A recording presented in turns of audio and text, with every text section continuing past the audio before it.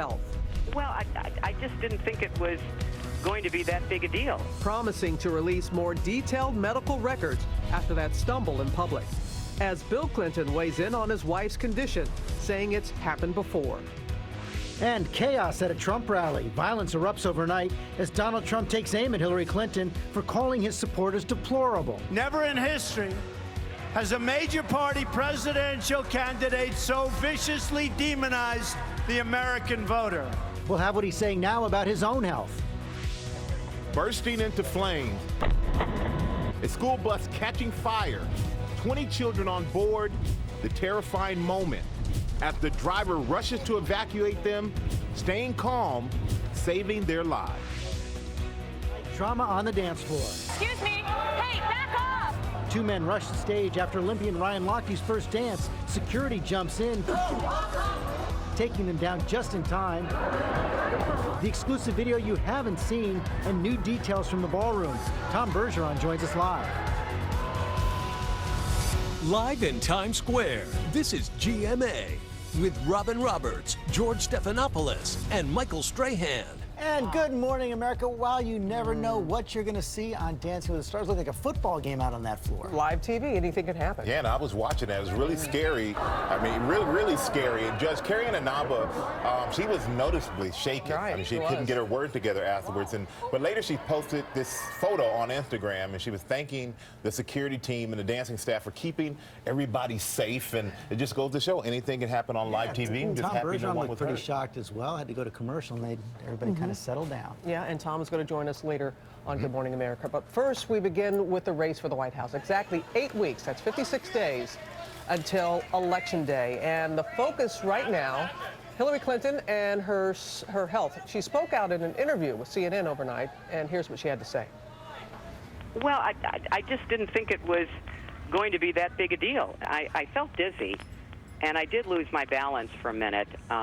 Once I got in, once I could sit down, once I could cool off, once I had some water, I immediately started feeling better. So I felt fine, but I'm now taking my doctor's advice, which was given to me on Friday that I ignored, to just take some time to get over pneumonia completely. I was supposed to rest 5 days. That's what they told me on Friday, and I didn't follow that very wise advice. So I just want to get this over and done with and get back on the trail as soon as possible. We're going to be releasing more information, and I think it's fair to say we've already met the standard of disclosure of past presidential candidates like Mitt Romney and President Obama. We'll add more information, but I've already released information about my health in this campaign, as well as nearly 40 years of tax returns. Hillary Clinton late last night. Of course, it did turn out to be a big deal. Let's bring in Cecilia Vega, who's been tracking these developments in the Clinton camp all through the day and night. And Cecilia, we also had the most extensive comments yet from Bill Clinton. We sure did, George. Good morning to you. He is speaking out, saying there's nothing more to know about his wife's illness. Hillary Clinton's campaign says it's just pneumonia, no other undisclosed medical conditions, and they are now promising to release more detailed information about her health. Hillary Clinton is off the campaign trail this morning and at home in Chappaqua resting following her doctor's orders. Her husband, Bill, now trying to downplay the medical episode. She's doing fine. She was even better last night before she went to sleep. She had a good night's sleep. She just got dehydrated. But he did concede this is not the first time. In 2012, Hillary Clinton fainted at home and hit her head, suffering a concussion and a blood clot and having to wear special glasses for double vision. Rarely, but on more than one occasion over the last many, many years, the same sort of things happened to her when she just got severely dehydrated. And she's worked like a demon, as you know, as Secretary of State and as a senator and in the years since. Overnight, Clinton said it doesn't happen often. I think really only twice that I can recall.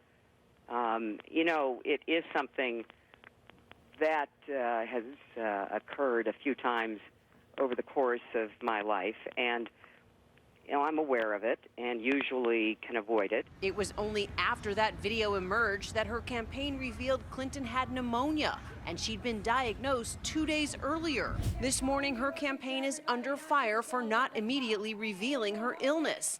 and now a mea culpa. In retrospect, I think we should have provided more information more quickly. Asked why the secrecy, Clinton said she just wanted to keep working. It's just the kind of thing that if it happens to you and you're a busy, active person, you keep moving forward. And Clinton says she will be back out on the campaign trail later this week. She did cancel a trip to California and Nevada. Her husband is there on her behalf. While she's home recovering today, President Obama, you guys will also be out there on her behalf. He's in Philadelphia today, guys. All right, thank you, Cecilia. And let's bring in ABC's Dr. Richard Besser for more on this topic. And Dr. Besser, we heard both Hillary and Bill Clinton speak about her health, but did we learn anything new, and what don't we know? So we learned a little bit new. We heard that she's had some of these episodes of dehydration in the past. We also learned that her doctor said on Friday that she should rest for 5 days, and like many patients, she did not follow that advice. There are a few things we still don't know. We don't know how the pneumonia was diagnosed. Did she have a chest X-ray? We don't know the cause of the pneumonia, but for most patients who have a pneumonia, they don't do that kind of testing. They'll treat with an antibiotic, and if they get better, they won't do any additional testing. And Rich, we heard her say that she's going to release more medical records. She's already released some. She's going to release more, get more into detail. What would you look for as a doctor? Well, yeah, we heard that she's going to release some, that Donald Trump's going to have a physical, and those results are going to be released. To be fair, in a general physical exam, there's not that much that you learn. You'll know their blood pressure, their cholesterol, some general things. But unless there's a glaring problem, it's not going to show up there. What a lot of people want to know is some more detailed records around some of the health events she's had over the course of her life. I don't expect either candidate to do what John McCain did, which is release over 1,000 pages of results. But there, his health was a focus. You know, his age, the fact that he had cancer, that he'd been a prisoner of war, those were overriding questions. And so there were teams of doctors who were allowed to pore over all of those records. Neither candidate's talking about that. They're saying they're going to release additional records, but I expect it will be focused. But how important is it to then interview the doctor? Well, you know, that's a really good question. You know, there's information that the patients have that is personal, but is probably not relevant to them being president. But there's information that may be relevant, and what you would need to see is a patient release that doctor from their HIPAA requirement of not sharing information, and say you're open to answer questions. And you know, if that were to happen, we would be able to get maybe some unscreened, unfiltered information. But you learn so much with someone's medical history. You do. The whole body of it. Yeah, the whole body of history, in my mind, is much more relevant than what you're going to get out of one physical exam. A lot of people feel an annual physical just doesn't show very much. We're talking a lot about it, but you know who's not? Donald Trump. Donald Trump is showing restraint regarding Clinton's health, saying he hopes she gets well, but not holding back on her comments about his supporters accusing her of demonizing millions of Americans. ABC's Tom Yamas is on the trail in Asheville, North Carolina, where things got heated at a Trump rally on Monday. Good morning, Tom.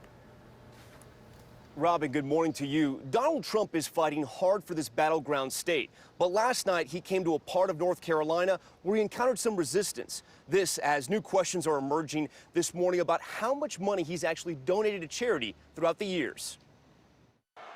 Look at that horrible sign. Overnight, an ugly scene breaking out at a Trump rally in Asheville, North Carolina. But the good news is the cameras follow it. An apparent Trump supporter grabbing a protester, slapping him, grabbing another by the head, then shoving a female protester in the face. Is there any place in America more fun to be than a Trump rally, right? It was one of several incidents that broke out during Trump's speech. Don't tell me my business. Hey, you're gonna go 2 and 2. You hear me?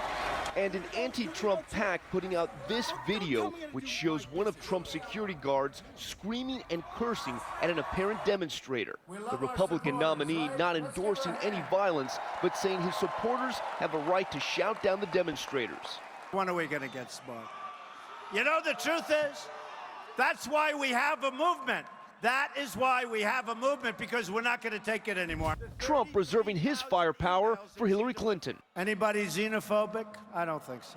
Trump reminding his supporters that Clinton called half of them a, quote, basket of deplorables. She was attacking millions of moms and dads.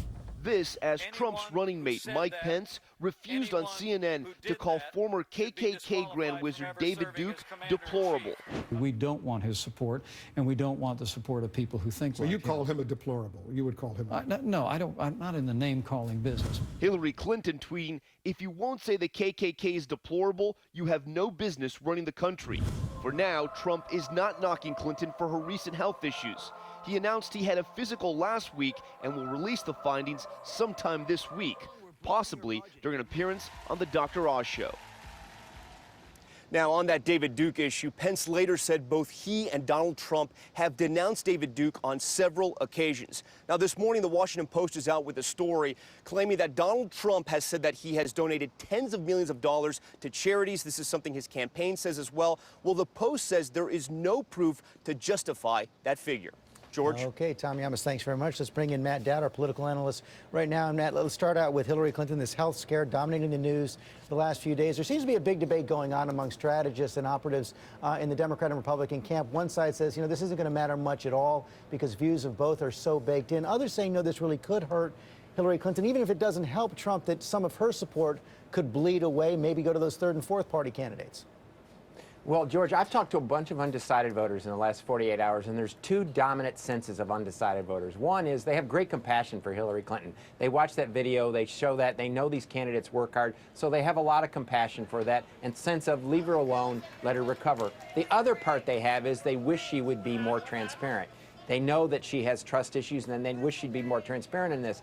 I think it's a good conversation to have. Voters expect candidates to have some zone of privacy around them, but they want a sense of openness and that they'll share information that is important with the general public. I think this incident on its own isn't going to matter, but if there's other things that happen, it could be very problematic. Meantime, Donald Trump really on offense coming out of it. Clearly, his team thinks he's going to have gains to make, especially in those battleground states. And you also see it block out those stories of his foundation. Yesterday, he gave an interview where he called Elizabeth Warren Pocahontas, questioned the integrity of Janet Yellen, the Fed chair. Has the public and maybe even the press become numb to Donald Trump and these statements? Well, I think there's been, because there's been so many outrageous statements, there's a discounting over time of this. And I think we've set the bar, and many of it, I think Donald Trump's campaign has set the bar on honesty and truthfulness and transparency way too low. It's almost as if they're a track star and we're using a calendar instead of a stopwatch to measure their time. And I think at some point they're going to have to address these issues. But right now, Donald Trump does not seem to care whether or not PolitiFact says 70% of his statements are false. Okay, Matthew Dowd, thanks very much. And we're going to move on, George, from politics to that fire at the Florida mosque Orlando gunman Omar Mateen attended. Authorities believe it was deliberately set. Gio Benitez is outside the Islamic Center in Fort Pierce with the newly released surveillance video. Good morning, Gio. Robin, good morning to you. Make no mistake about it, federal authorities are investigating this as a hate crime, but the exact motive, still a mystery. This morning, the search is on for the mystery man seen in this video running from a Florida mosque. He was holding a bottle of some sort of fluid. Police believe he's the arsonist who started this massive blaze. Flames are just going up like crazy. 911 calls pouring in. Oh, there goes the... Okay, don't go anywhere near it, okay? The fire igniting on the 15th anniversary of 9/11. Lots of smoke.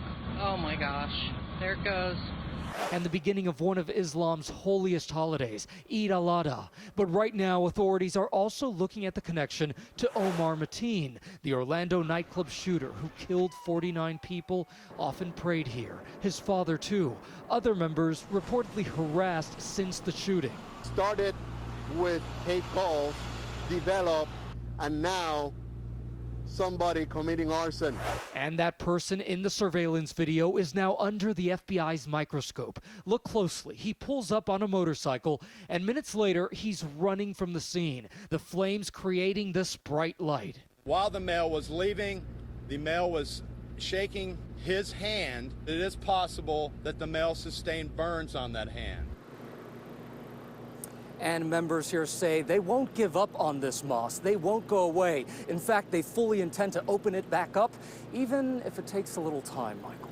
All right. Well, thank you, Gio. And There's new fallout this morning over the Samsung Galaxy Note 7 after reports of batteries exploding. And David Curley is in Washington, where authorities are pushing for an official recall. David, good morning to you. Morning, Michael. Samsung still not declaring that official government recall, avoiding several triggers which experts say would protect consumers. Instead, the company appears to be rushing out a replacement phone. After reports of Samsung phones exploding on nightstands, I call it exploding because this did shoot pieces of whatever it was inside the phone out. In cars, the last thought in my head is that a brand new device is going to burn down my car or my house. And a worry that one could explode in a jet, as we've seen in tests. Lithium batteries do burn quickly. This morning, consumer watchdogs say enough is enough. What Samsung did, it's like the wild, wild west. Criticism from advocates that the South Korean electronics giant hasn't issued a U.S. government-sanctioned recall for the Galaxy Note 7. The all-new Samsung Galaxy Note 7. Instead, for now, Samsung is just offering exchanges, leaving consumers exposed. Now we've left consumers in a situation where they're totally confused. They don't know, was there a recall? Was there not a recall? What am I supposed to do with my phone? With no official recall, the FAA can't ban the phones from planes. Samsung Galaxy Note 7 phones are not to be charged or powered on during this flight. And retail stores or individual owners could still be selling the potentially dangerous device. This morning, Samsung says it was a manufacturing defect and it's quickly replacing batteries. The Consumer Product Safety Commission says it will be, quote, independently evaluating the new battery to ensure that the consumer will not be harmed. Now, Samsung is being quoted out of South Korea this morning that it will start distributing phones with new batteries next week. No word yet on what U.S. regulators think about that. No. Robin? Okay, David, thank you. Also making headlines this morning, the NCAA announcing they are pulling all championship events from North Carolina. That's in the wake of that controversial bathroom bill. Lindsay Janice is here to explain to us what this means. Good morning, Robin. There's no question how much North Carolina loves its college basketball. It has hosted more March Madness games than any other state, but it won't be hosting any this year. That is because the NCAA has decided to relocate all of its championship tournament games in North Carolina for 2017. This comes in response to state laws which curbs protections for lesbian, gay, bisexual, and transgender people. Of course, as you said, North Carolina, very popular. Basketball is huge in that state. How many games are we talking about here that are going to be canceled? 6. They were scheduled to host 6 first and second round games next March, and this announcement, remember, follows the NBA's decision to move that 2017 All-Star game out of Charlotte. Yeah, from Charlotte to New Orleans. A big blow for North Carolina. Yeah, that's a lot of money that they're losing. All right, Lindsay, thank you very much. And so let's get to Ginger and the latest on what's going on out west. Northern California is where we start, Robin. The Willard fire, now 2,500 acres. It has blown up, and now the wind speeds are decreasing a little. You can see in the video here, mandatory evacuations are still in place. They are working so hard, 10% contained. And we're also keeping our eye on the Pacific because this super typhoon, man, it is going toward Taiwan by tomorrow into Thursday into China. And this is very strong. Now it is the strongest as far as wind speeds on the planet thus far this year. So we're watching the timing of that. That will absolutely create some havoc in Taiwan and then eventually some flooding in China. All right, let's get to your Tuesday trivia now. Brought to you by Deepwater Horizon, rated PG-13. My dad is Mike. He works on a drilling rig that pumps oil out from under the ocean. Mike, what is that? Is everything okay?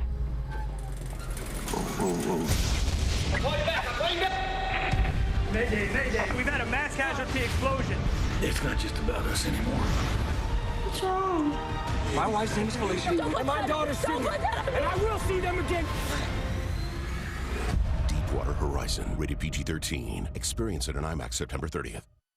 Well, today's going to be a little warmer, but humidity not too bad, just a touch humid, going up to 88. And one thing that we haven't had in a while is any substantial amount of rain. So right now your weekend is 50-50, your dry day Saturday. Sunday will feature a few scattered showers, maybe even a thunderstorm. High temperature on Sunday, 85. So our hottest day out of the next few will be Wednesday, going up to 92. The weekend, 86 to 85. Those showers could continue into the early part of next week.